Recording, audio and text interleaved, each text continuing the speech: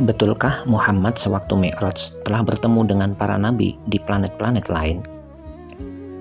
Muhammad adalah nabi terakhir untuk manusia dalam daerah tata surya kita.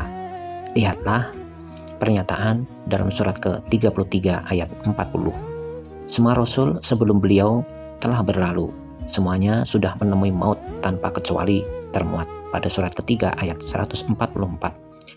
Semua rasul membutuhkan makanan dan minuman, termuat pada surat ke-21 ayat 8. Dan tidak seorang pun mengalami kekekalan dalam hidupnya, sebagai ditegaskan dalam surat ke-21 ayat 34. Semua ayat suci itu beserta banyak ayat suci lainnya mengandung maksud bahwa tidak ada nabi yang sezaman dengan Muhammad dan tiada lagi nabi sesudah beliau.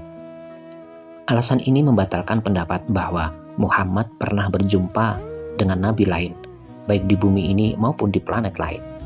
Surat ke-40 ayat 11 dan ayat suci lainnya menyatakan bahwa mati dan hidup berlaku dua kali. Mati pertama ialah sebelum lahir ke dunia ini, dan mati kedua ialah ketika roh meninggalkan jasad yang mulai membeku serta membusuk. Hidup pertama ialah di dunia kini, dimulai dari waktu roh bergabung dengan jasad menjadi satu, dan hidup kedua ialah di akhirat nanti, di waktu roh bergabung lagi dengan jasad untuk selamanya.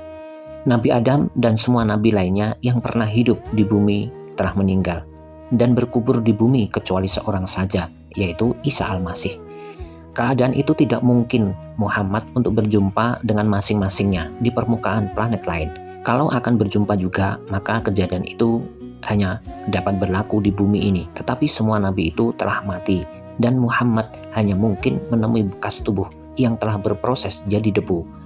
Jika orang mengatakan Muhammad bertemu dengan roh para nabi di planet lain, maka ini malah lebih menyulitkan. Bagaimana mata yang konkret dapat melihat roh yang gaib? Bagaimana tubuh kasar nabi dapat menemui roh gaib para nabi? Padahal roh itu adalah wujud yang tak mungkin dilihat, diraba, didengar, dan tak mungkin diketahui oleh manusia, sesuai dengan maksud surat ke-17 ayat 85. Al-Quran memberikan ajaran logis dan benar, sesuai dengan capaian pemikiran wajar. Untuk itu perlu kita peringatkan hal-hal mungkin mendatangkan kesalahan pengertian. Apa yang dilihat dan yang ditemui oleh Muhammad dalam Mi'rajnya adalah hal-hal konkret yang sedang berlaku seperti yang dialami oleh Ibrahim dalam Mi'rajnya. Bukanlah beliau melihat dan menemui hal gaib atau yang telah berlalu sebelum hidupnya.